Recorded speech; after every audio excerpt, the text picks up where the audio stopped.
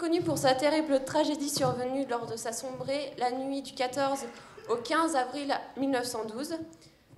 Il a fait 1500 victimes sur 2200 passagers et il a créé alors de grands débats politiques et sociaux sur ce drame.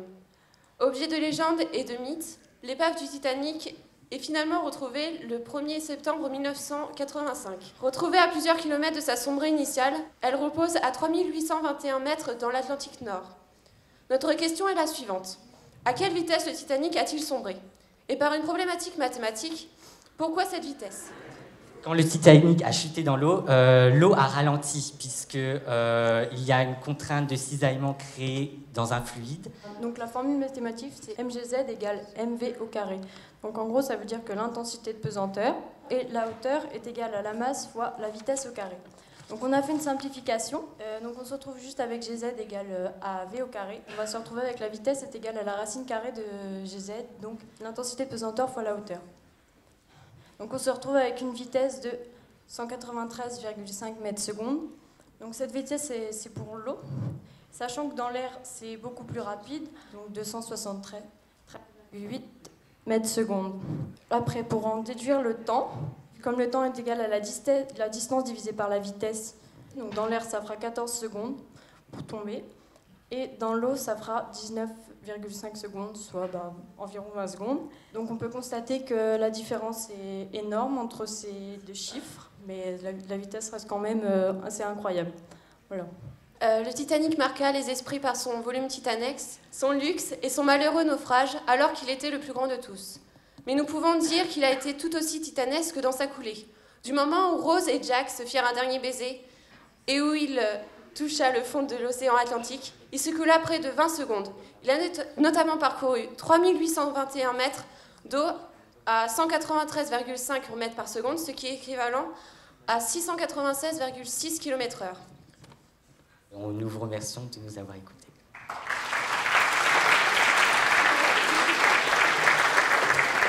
Bonjour à tous, nous allons vous présenter un exposé sur le pont tournant, c'est-à-dire son fonctionnement, ses caractéristiques, mais encore les rapports mathématiques par rapport au marais. Donc le pont tournant a été fait pour que les voitures puissent accéder au centre-ville sans faire tout le tour du port. Quand le pont tournant s'ouvre, c'est ce qui veut dire que soit il y a un bateau qui rentre dans le port, ou soit il y a un bateau qui sort.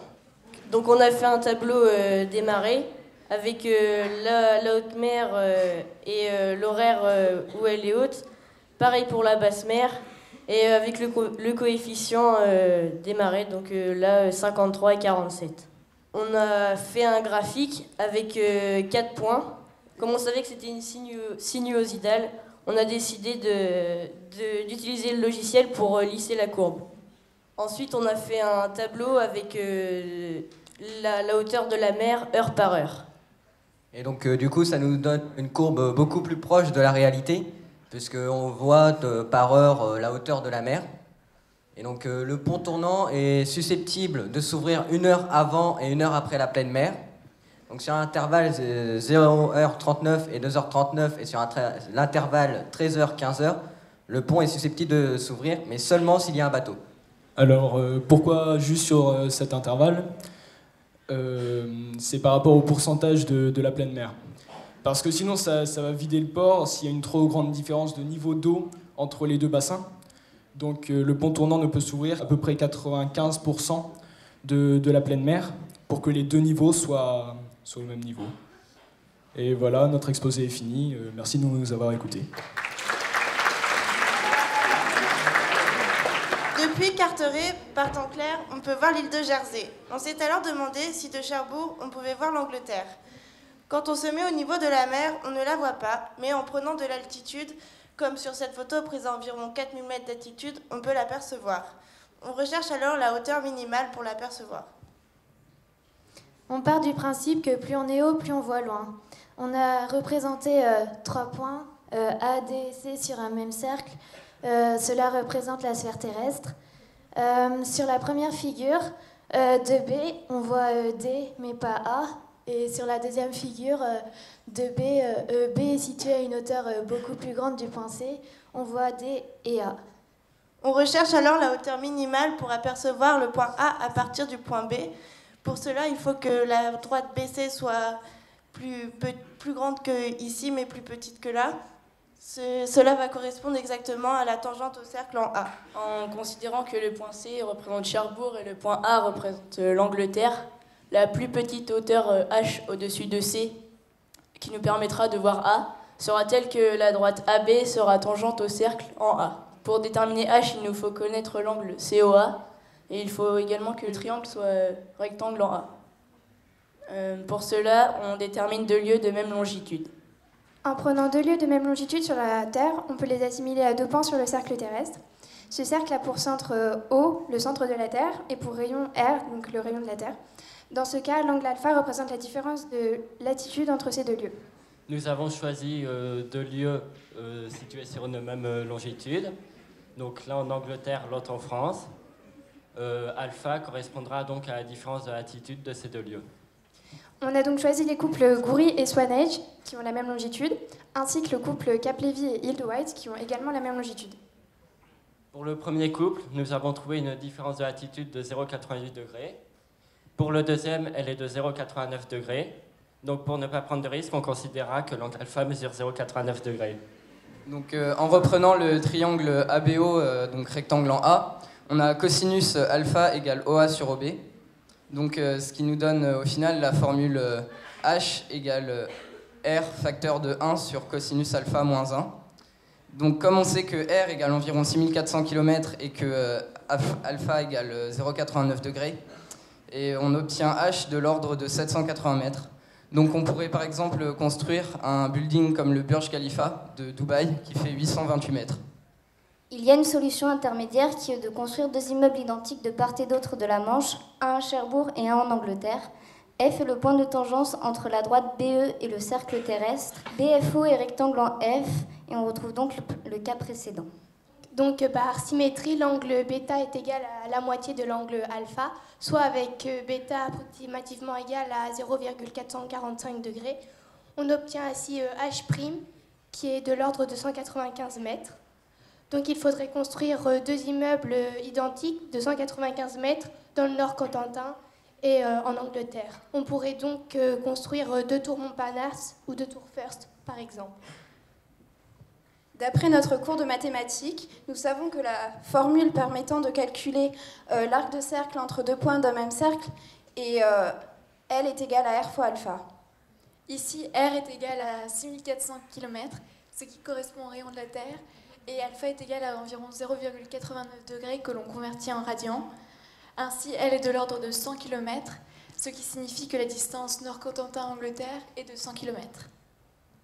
Donc l'application pour l'opération Pluto, Pipeline Under the Ocean, la stratégie c'était de construire un oléoduc sous la Manche pour approvisionner le front allié après le débarquement du 6 juin 1944. La distance calculée était de 130 km, elle est supérieure à 100 km à cause de la déviation pour éviter une fosse sous-marine. L'opération Pluto est considérée comme l'un des meilleurs exemples du génie militaire dans l'histoire. Merci de votre attention. Bonjour à tous, nous sommes en 3 pro au lycée Saumarez. Notre professeur de mathématiques nous a proposé une énigme à résoudre. Donc le 11 février 2013 vers 20h, un chalutier du port de Cherbourg prend le cap plein nord à la vitesse de 4 nœuds. 3 heures plus tard, en remontant les filets, ils avaient 5 lingots d'or. Nous avons accepté la mission de découvrir le reste du trésor. Nous avons cherché une carte sur Internet des marées. Nous avons constaté que le courant va d'ouest en est et qu'il avance à une vitesse d'1,8 à 2 mètres par seconde. Nous avons converti 1,8 mètres par seconde en nœuds et nous avons enfin trouvé 3,7 nœuds. Nous avons utilisé le logiciel GeoGebra et nous avons créé 3 curseurs. Le premier, le temps en heure. Le deuxième, la vitesse du courant en nœuds. Et le troisième, la vitesse du bateau en nœuds. Ici, le bateau est à son point de départ. Nous avons réglé les curseurs sur 3 heures pour le temps, 3,7 nœuds pour le courant et la vitesse de bateau à 4 nœuds. Ce qui nous permettra de calculer la distance parcourue et l'angle de dérive. Le triangle OBC est rectangle en B. Donc, d'après la propriété de Pythagore, OC au carré égale OB au carré plus BC au carré.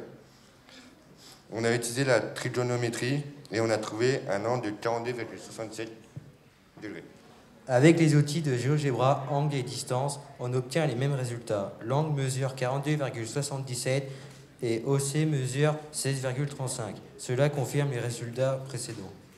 Et maintenant, à nous le trésor!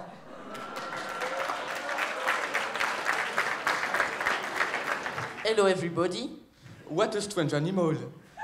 It seems that he came from another period. He doesn't look like the other marine animals. I read a magazine last week, and there was an article about the Nautilus. And they explained that the Nautilus is a prehistoric animal. Wow, it's incredible. The shape of his shell is so surprising. It's like a perfect spiral. Is there a link with math? I've already seen this spiral when I was working on the Fibonacci sequence. What's that?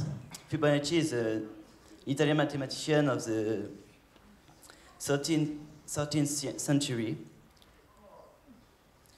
He created a sequence in which each number is the sum of the two previous. Yes, but what's the link the spiral? Look at the screen. We take a square of side 1. We add a square of side 2, 3, 5, 8, 13, and 21, and so on. And now we can draw a spiral in this rectangle. Awesome! It matches perfectly with the Nautilus shell. I saw that it was written golden spiral. Why is it called like that? If we divide the Fibonacci number by the previous, the result tends to a number, the golden number. Its symbol is the Greek letter phi. Can we find the exact value of the golden ratio? It's easy. Let's do a golden rectangle. The exact value of the golden ratio is 1 plus square root of 5 over 2. I want to precise that we don't find this number only on the Nautilus, but the Parthenon is built with that, and it's present on a lot of animals and plants.